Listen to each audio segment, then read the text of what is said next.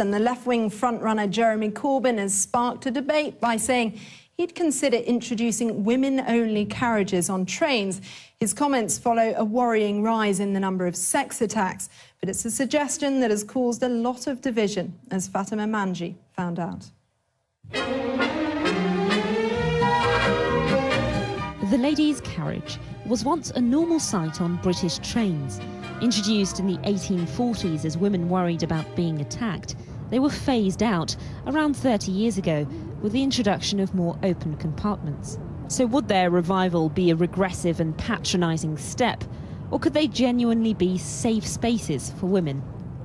It's an issue that divides campaigners against sexual harassment. I was going home and I was on a carriage with 10 men who were extraordinarily drunk, and then a few other men at the other end. And two of the men started trying to chat me up. I told them to get lost. One of them got very violent, and when I got off, one of them pushed me against the door and groped me repeatedly. I would have felt a lot safer if I was in a carriage just with other women. So, Caroline, this is about women having the choice to feel comfortable. What's wrong with that? My concern is that when a solution involves restricting women's movement and placing the onus on women to remove themselves from a situation, it just seems to tie into the way society always tells women that we have to avoid being harassed. I think what's important is that women-only carriage is seen as an option.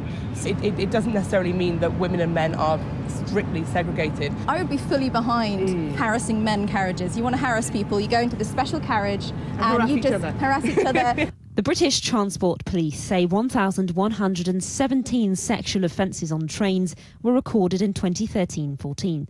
That's a 21% increase on the previous year.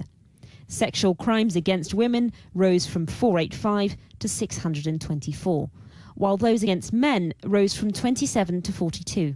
And indecent exposure cases increased from 141 to 148. Women-only carriages are used in countries like Thailand, Japan and Brazil to prevent sexual harassment. Jeremy Corbyn has said he would consult with women and pilot it if welcome. It isn't the first time an idea like this has been mooted. Back in 2008, the then Lib Dem candidate for London Mayor, Brian Paddick, suggested a similar policy for the tube. And in September, Rail Minister Claire Perry said she was considering the idea. This time, though, it seems to have caused more of a controversy. Mr Corbyn's Labour leadership rivals were all quick to condemn the idea, but it could be popular. Yeah, I think it's a good idea, especially at night. But, you know, to me, you know, I think I used to travel first class just simply because I felt safer, but I don't think it necessarily is. If it makes the women feel comfortable, then why not? Ridiculous. Ridiculous? I have no idea why anyone would want that. Taking feminism a bit too far. It's not really called for.